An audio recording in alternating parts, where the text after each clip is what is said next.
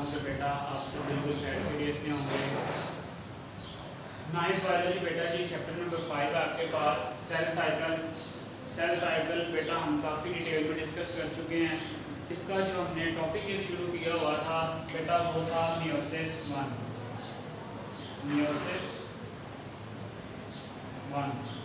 तो सिंपली बेटा मैं आपको थोड़ा सा पिछले लेक्चर का रिव्यू दे दूँ कि आपके पास जो मियोसिस एक ऐसी सेल डिवीजन है जिसमें जो एक डिप्लॉइड सेल है वो जो है 4 हैप्लॉइड सेल में डिवाइड हो जाता है।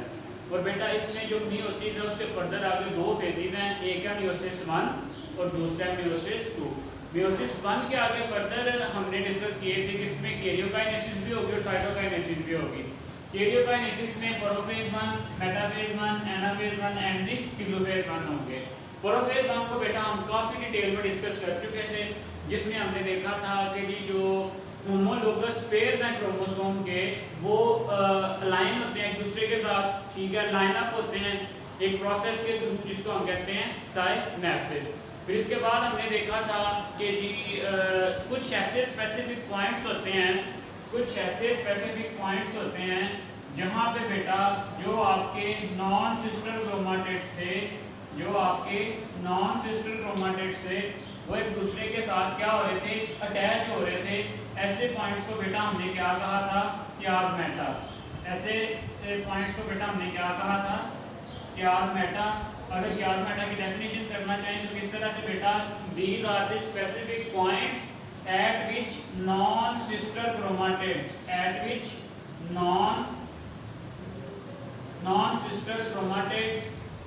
attach with each other, ठीक है। इसके बाद बेटा हमने क्रॉसिंग ओवर भी देखा था कि क्रॉसिंग ओवर में क्या होता है, आपके पास यही जो क्रोमोसोमल पेयर था इसमें क्या हो जाएगी, क्रॉसिंग ओवर हो जाएगी। क्रॉसिंग ओवर किस तरह से होगी बेटा कि ये वाला जो नॉन सिस्टर क्रोमाटिड है इसका कुछ पोर्शन इसके साथ आगे मिल जाएगा, ठीक है, और जिसके नतीजे में जो जेनेटिक रिकॉम्बिनेशन है वो बनेगा और जितनी भी जेनेटिक डाइवर्सिटी आती है आपके पास बेटा वो फिर इस वजह से आएगी। क्लियर हो गया। मीन ये वाला जो पार्ट था यहाँ से कुछ इसका पार्ट एक्सचेंज हो गया इस वाले क्रोमोसोम के साथ, तो इसे हम शो कर रहे हैं यहाँ ग्रीन से। क्लियर है। इसी तरह से अगर दूसरी तरफ बेटा मैं आपको शो करूँ क्रॉसिंग ओवर के प्रोसेस को तो वो हमारे पास इस तरह से था, ठीक है। कुछ जो पार्ट था ब्लैक वाले का वो रिप्लेस हो गया किसके साथ, ग्रीन वाले के साथ। यहाँ पे भी होगा थोड़ा सा, ठीक है।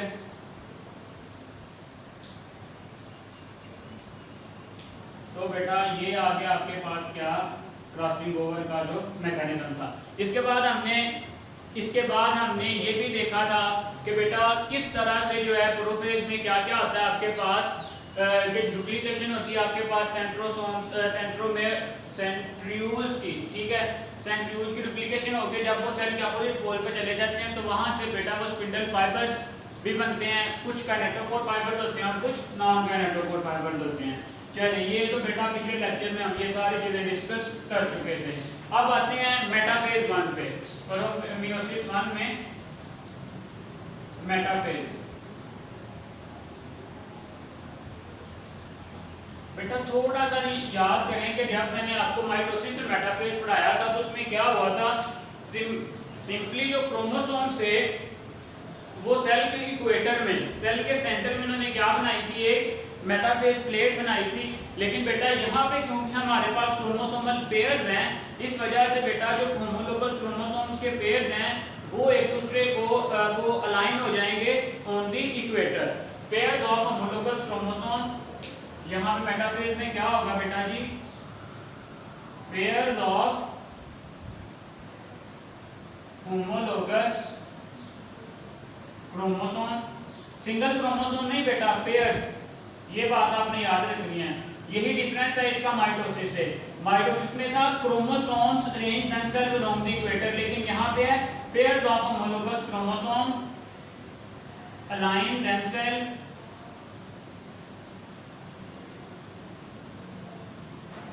कहाँ पे, एट इक्वेटर।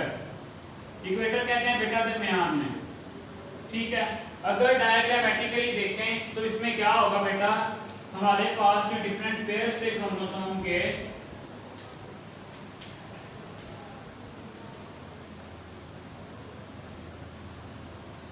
मैं यहाँ पे सिर्फ और सिर्फ बेटा 2 पेयर शो कर रहा हूँ, ठीक है। ये फ्रॉम, इसको जो ब्लैक वाला हम इसको कंसीडर कर लेते हैं कि ये आया जी फादर से, ठीक है। और इसी तरह से यहाँ पे बेटा जो ग्रीन वाला है वो आया है आपके पास कहाँ से, मदर से।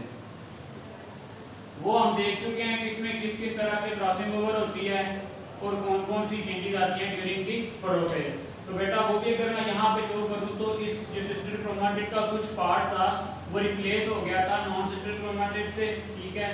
ऐसे बिल्कुल इसी तरह यहाँ पे भी होगा, मतलब कुछ पार्ट जो है वो दूसरे क्रोमोसोम का इस क्रोमोसोम में आ जाएगा। सिमिलरली बेटा इसमें भी बिल्कुल उसी तरह से होगा, ठीक है। अब ये क्या है, 2 पेयर्स हैं, इन्होंने अरेंज कर लिया अपने आप को इक्वेटर पे। बेटा यहाँ से आपके पास क्या है, आपके पास सेंट्रियोल है। सेंट्रियोल से ये जो फाइबर्स जो काइनेटोकोर प्रोटीन के साथ जाके अटैच हो रहे हैं, ये वाले फाइबर्स जो काइनेटोकोर प्रोटीन के साथ जाके अटैच हो रहे हैं, आपको पता है कि सेंट्रोमेयर के इर्द गिर्द एक स्पेसिफिक प्रोटीन होती है जिसको हम कहते हैं काइनेटोकोर प्रोटीन। तो बेटा ये वाले जो फाइबर्स होंगे आपके पास, ये होंगे काइनेटोकोर फाइबर्स। क्यों? क्योंकि ये काइनेटोकोर प्रोटीन के साथ जाके क्या हो रहे हैं, अटैच हो रहे हैं।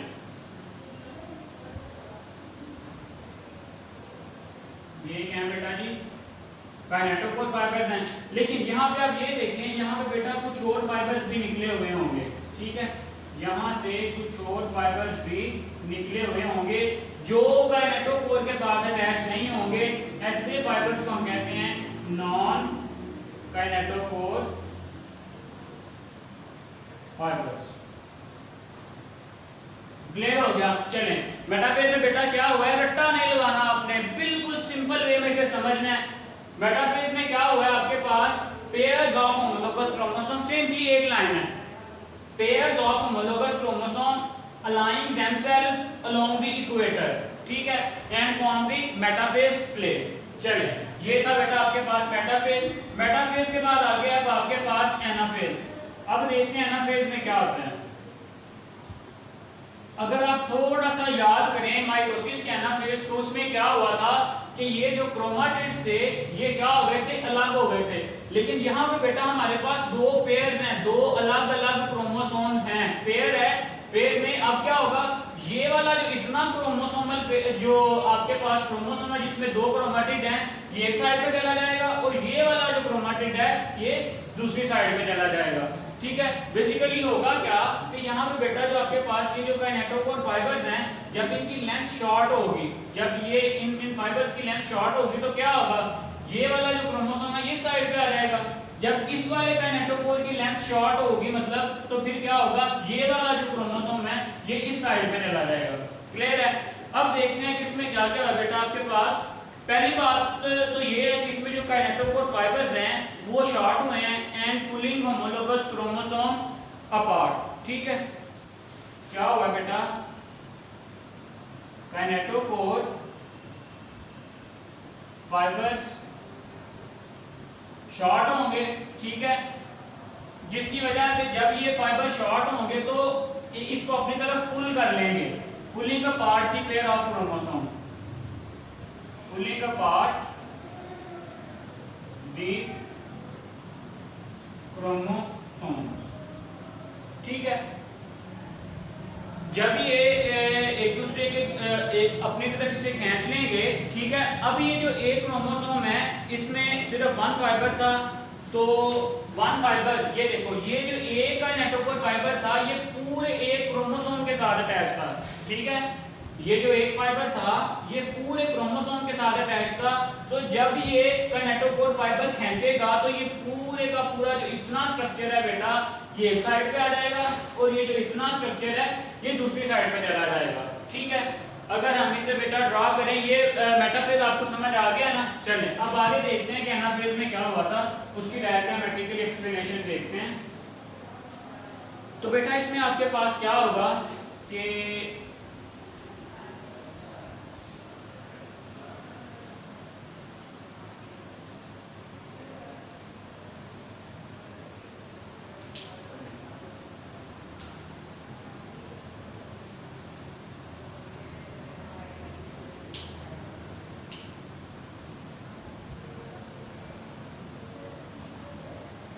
अब क्या हुआ बेटा, ये जो पेयर्स थे ये क्या हो गए हैं, सेपरेट हो गए हैं। जब ये सेपरेट होंगे तो बेटा यहाँ पे सेंट्रियोल्स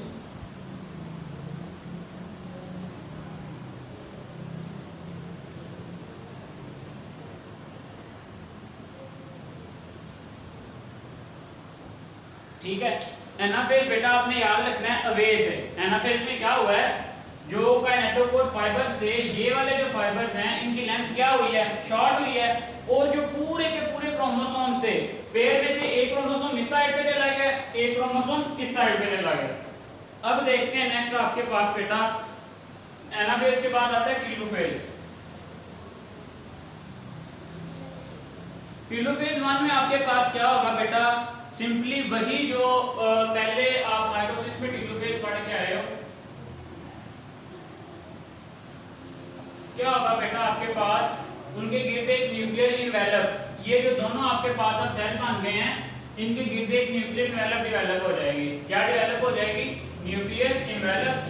तो हम इसे इस तरह से लिख सकते हैं, न्यूक्लियर इनवेलप इज फॉर्म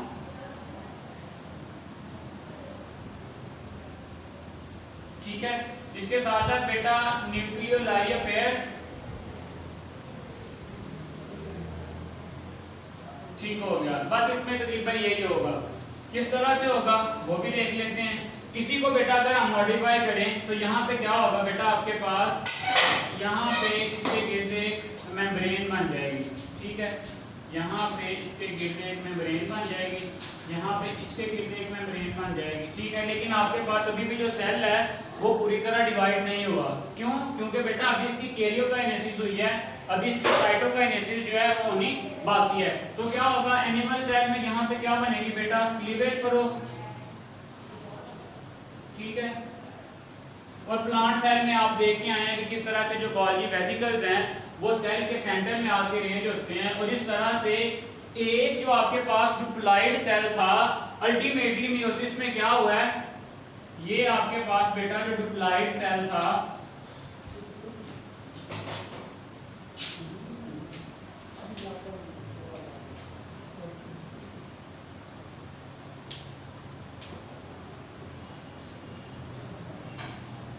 ये आपके पास डुप्लॉइड सेल था, क्योंकि इसमें बेटा पेयर से क्रोमोसोम की फॉर्म में इससे बन गए दो सेल, एक ये वाला एक ये वाला, ये दोनों क्या हैं, हैप्लॉइड। ये था डुप्लॉइड, ठीक है, और ये कौन से सेल्स हैं आपके पास, हैप्लॉइड सेल हैं बेटा।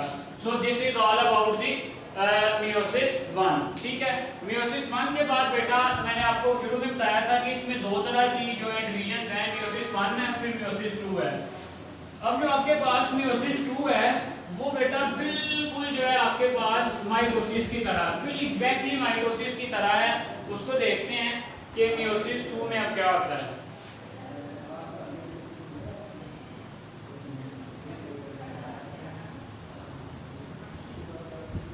तो बेटा जब हम मियोसिस 2 की बात करते हैं तो ये जस्ट लाइक दी माइटोसिस है। ठीक है, इसमें भी हाँ, यहाँ पे आप ये बात याद रखें कि अब ये जो दो आपके पास हैप्लॉइड सेल बन गए थे, इसके बाद बेटा दोबारा से इनका इंटरफेज होगा, दोबारा से इंटरफेज होगा और फिर मियोसिस 2 होगी।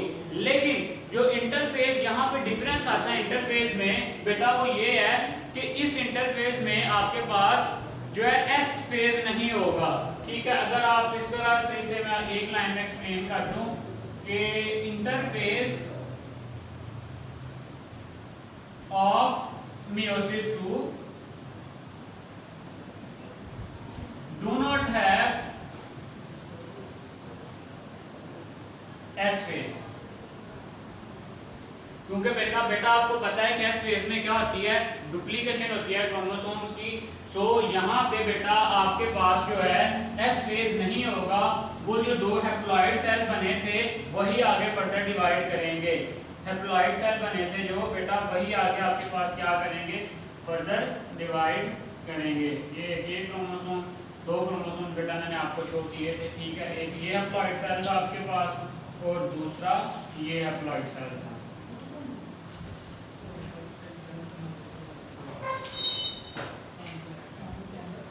ठीक है, अब इनमें क्या होनी है, मियोसिस 2। जब मियोसिस 2 होगी तो पहले मैं आपको बता दूं कि मियोसिस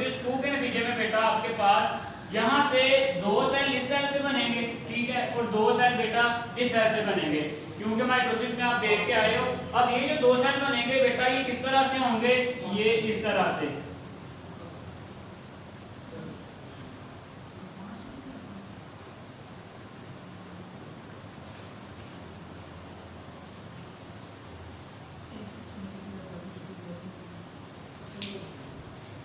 इसमें भी बिल्कुल इसी तरह से ये वाला जो क्रोमाटिड है, एक क्रोमोसोम के बेटा 2 क्रोमाटिड है ना, तो एक क्रोमाटिड इस साइड पे चला जाएगा एक सेल में, दूसरा क्रोमाटिड दूसरी साइड पे चला जाएगा। तो अगर हम इसे सिंपली ड्रॉ करें तो बेटा इस तरह से कर सकते हैं, ठीक है। एक ये सेल है आपके पास और एक ये सेल है।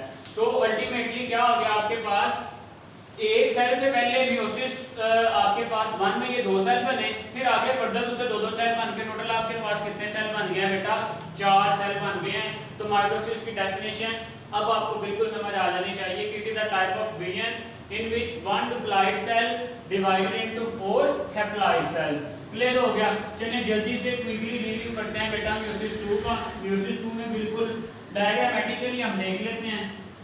मियोसिस 2 में पहले होता है आपके पास बेटा जी प्रोफेज। प्रोफेज 2,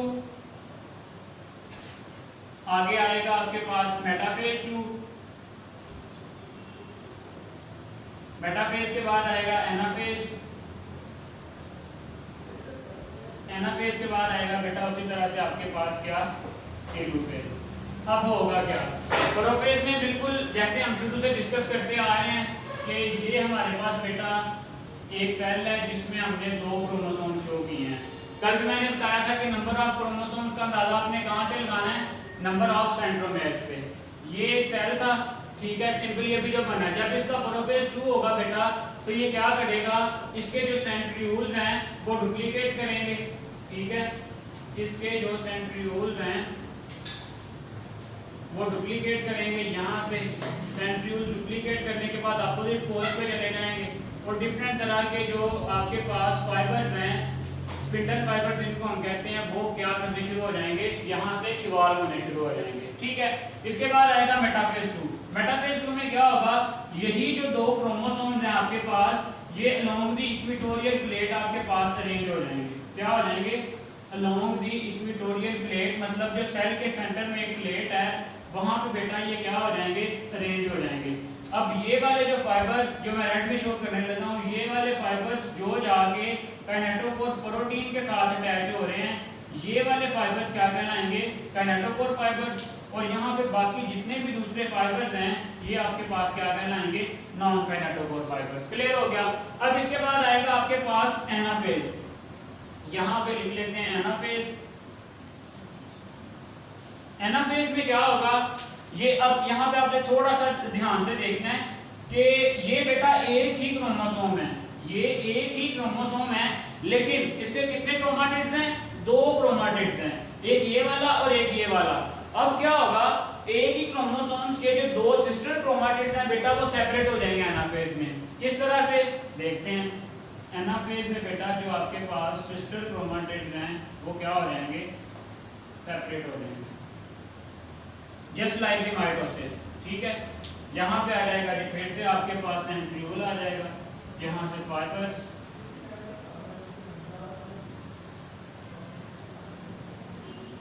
ठीक है। अल्टीमेटली आपके पास यहाँ से नेक्स्ट क्या होगा,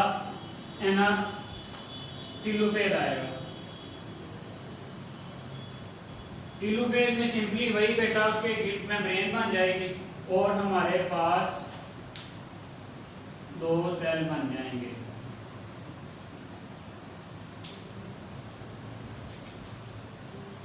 ये वाला और एक ये वाला, इसकी दोबारा से साइटोकाइनेसिस होगी, ठीक है। और यहाँ पे आपके पास जो है वो न्यूक्लियोलायर पेयर हो जाएगा। इस तरह से ये जो एक सेल था, मैंने बताया था ना बेटा, इस तरह के 2 सेल बने थे मियोसिस के शुरू में, एक सेल से ये वाले 2 सेल बनेंगे और फर्दर जो एक इसके साथ ही बिल्कुल इस तरह का दूसरा सेल था उससे भी कितने सेल बन जाएंगे, 2 सेल बन जाएंगे। तो अल्टीमेटली बेटा आपके पास जो है जो एक सेल था वो 4 सेल में डिवाइड हो गया। इसी के साथ बेटा जो हमारा मियोसिस का टॉपिक है वो कंप्लीट है। सिर्फ 2-3 मिनट में क्विक सा रिव्यू आज के लेक्चर का। बेटा आज के लेक्चर में हमने मियोसिस 1 और मियोसिस 2 दोनों को डिस्कस किया है। मियोसिस 1 में हमने देखा है कि प्रोफेज 1 में क्या होता है, आपके पास जो क्रोमोसोमल पेयर्स थे, ठीक है, वो क्या होते हैं, उन सेंट्रीफ्यूज डुप्लीकेट होते हैं और वहां से स्पिंडल फाइबर्स निकलने शुरू हो जाते हैं। इसी तरह से बेटा फिर आपके पास मेटाफेज 1 था जिसमें जो सिर्फ डिफरेंस बेटा ये है कि मियोसिस 1 में सारे काम होते हैं पेयर्स की फॉर्म में, लेकिन मियोसिस 2 में क्योंकि पेयर सेपरेट हो चुके होते हैं, अब एक ही क्रोमोसोम होता है और उसके क्या होते हैं, 2 सिस्टर क्रोमैटिड्स होते हैं। बेटा short questions, MCQs, long questions, तमाम पॉइंट ऑफ व्यू से बेटा ये टॉपिक बहुत इंपॉर्टेंट है। सो बेटा इसे आपने अच्छे से प्रिपेयर करना है। नेक्स्ट इंशाल्लाह हम जो है फिर मियोसिस की सिग्निफिकेंस और एरर्स नेक्स्ट लेक्चर में देखेंगे। तब तक के लिए अल्लाह हाफ़िज़।